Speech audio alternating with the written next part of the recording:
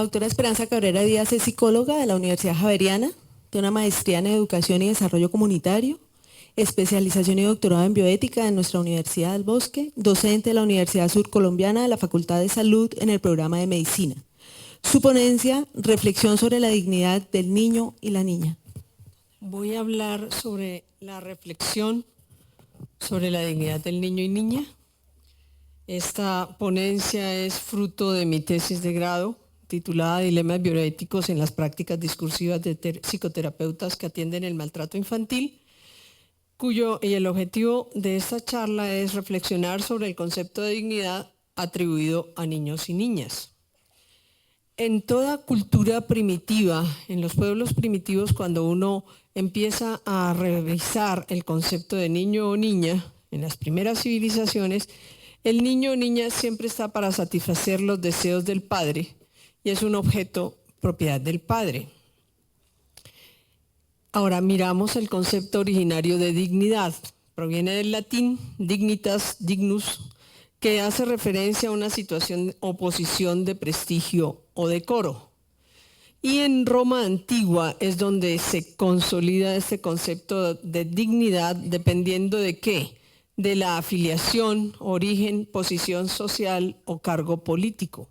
Hace referencia a la pertenencia entonces de un determinado grupo social o a una persona que desempeña determinadas funciones públicas, pero la dignidad exige un comportamiento público y moral intachable que es acorde con el reconocimiento social que se le otorga. Por tanto, la dignidad también puede ser por logro personal, es decir, una persona que es intachable moralmente. Pero dignidad entonces en Roma antigua está asociado a ser ciudadano, y esto solo lo tienen los varones de la nobleza por posición social.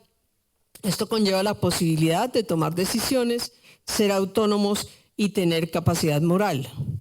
Entonces, existe una dignidad distinta y desigual para cada varón. ¿Por qué? Porque depende del grupo social al que pertenece o al desempeño en las determinadas funciones públicas.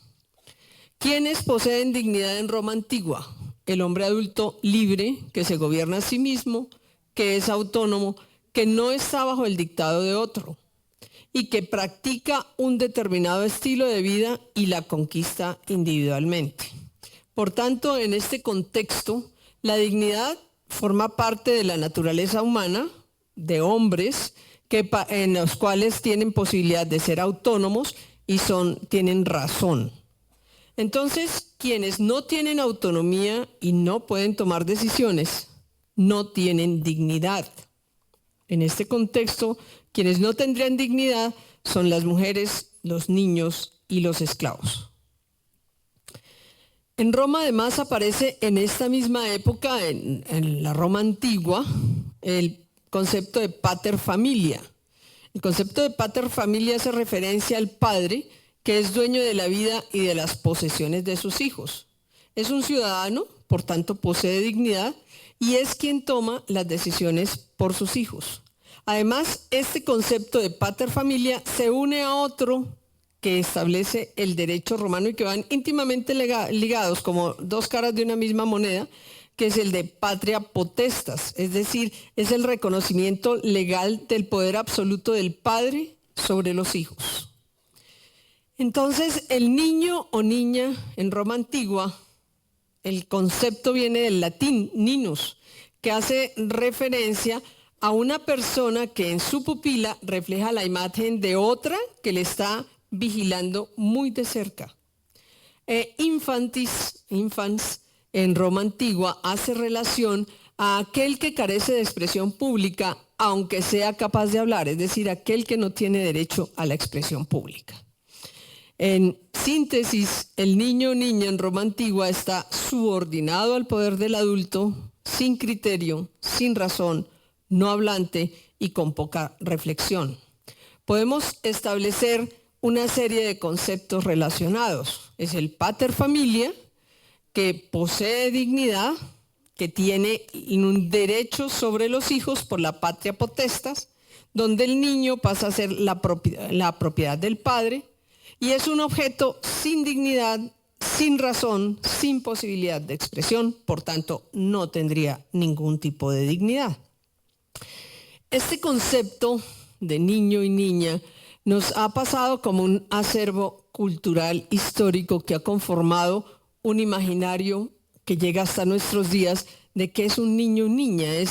Por eso miramos históricamente y hay una carencia de una conceptualización sobre dignidad del niño o niña, porque en sí mismos carecen de dignidad, son un objeto, cosa, propiedad del adulto que les controla y vigila muy de cerca.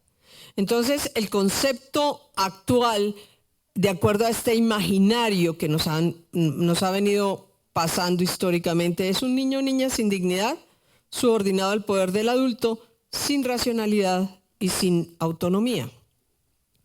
Entonces, históricamente el niño como ser humano no ha existido, ha estado excluido de la historia y de ser conceptuado como ser humano, como perteneciente al género humano.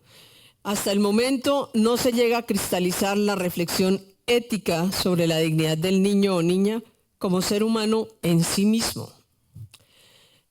Esto nos trae la necesidad de resignificar la dignidad para el niño o niña, mirar la dignidad como valor inherente y propio de todo ser humano, pero en un contexto muy específico que es el de la infancia, del ser humano de corta edad que aún no ha llegado a la adultez.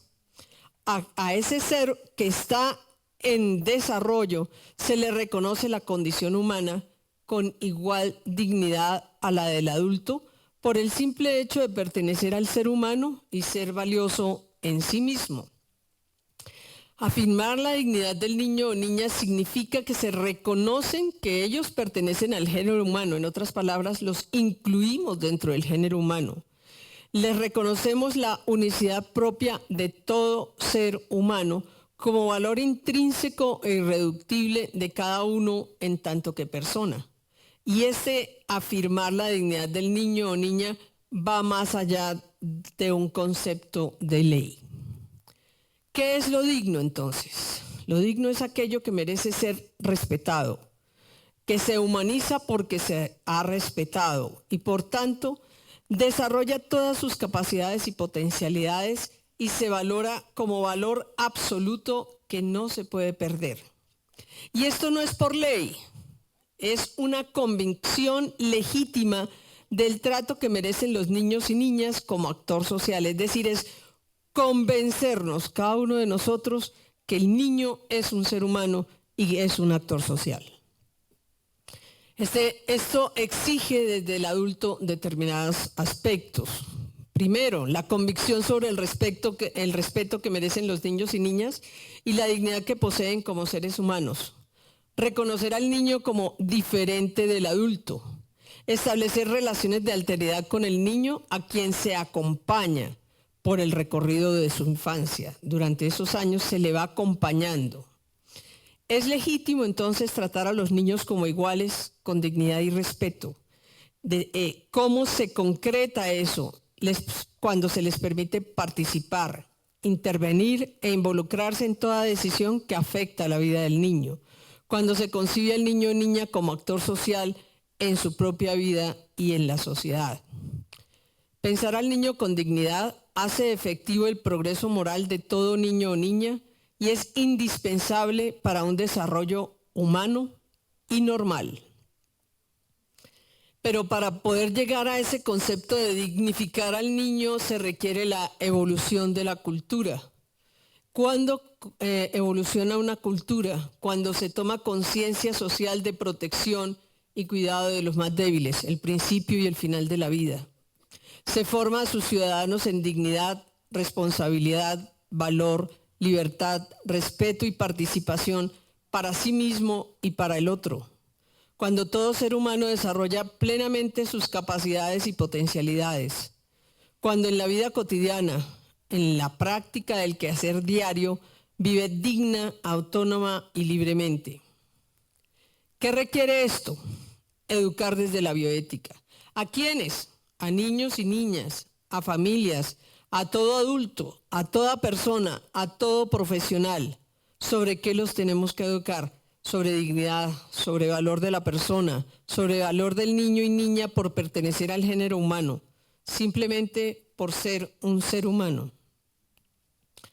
Esto permitirá construir un nuevo saber cultural sobre la familia, sobre el ejercicio del poder del padre, en donde el poder del adulto se ejerza de forma más horizontal y permita potenciar a todos los miembros que componen una familia, al hombre, a la mujer, a los hijos.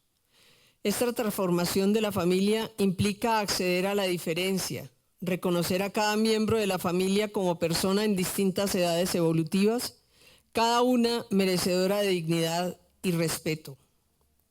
Transformar la cultura implica ver al niño y niña en la práctica cotidiana como un actor social, pero implica también una invitación a la reflexión sobre la dignidad en lo cotidiano para niños y niñas.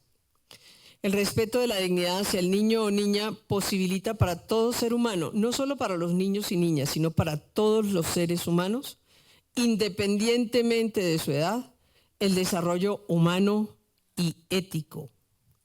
Eso implica concebir al niño o niña de forma diferente a como ese acervo cultural nos lo ha transmitido. Es concebirlo como un ser humano diferente al adulto, con dignidad, capaz de expresión con sentido, acorde con su edad evolutiva, con conducta inteligente, con quien se es capaz uno de dialogar, de escuchar, con quien se puede llegar a un acuerdo o consenso entre todas las personas involucradas. Entonces el adulto frente al niño o niña debe, para poder transformar esa cultura, debe tener un poder más horizontal, donde se conciba al niño o niña como una persona merecedora de dignidad, donde haya roles de diálogo intercambiables, no que el adulto sea el que siempre tiene la razón, donde se haga una escucha activa y donde el niño participe en toda decisión que le afecte y donde se le brinde al niño un trato respetuoso y digno. La dignidad entonces es algo que se aprende, no es un concepto en abstracto, se aprende en cada relación que tenemos con los niños. Es un concepto que se transmite y que se enseña a través del trato que le ofrece básicamente en primera instancia el trato que le ofrece el adulto al niño. Podríamos decir que la experiencia del niño o niña de ser escuchado y comprendido, de ser tenido en cuenta, le hace experimentar que es dignificado, valorado y respetado. Y solo cuando se siente dignificado, valorado y respetado, podrá entrar a dignificar, valorar y respetar a otros. La socialización moral es el ejercicio del poder legítimo y ético para reconocer su dignidad, para lograr la autonomía progresiva del niño o niña, para dar origen al juicio moral en el niño o niña porque ha experimentado la escucha, la igualdad, la dignidad. Por eso hablamos de la ética de la dignidad que crea un imaginario, que el niño o niña pertenece al género humano y se dignifica. Reconocer la dignidad es incluir al niño o niño dentro de la historia, es incluirlo dentro de la familia humana y del género humano mismo. Y esto implica para la bioética volver la mirada al niño o niña para dignificarlo en lo concreto en la vida cotidiana. Muchas gracias.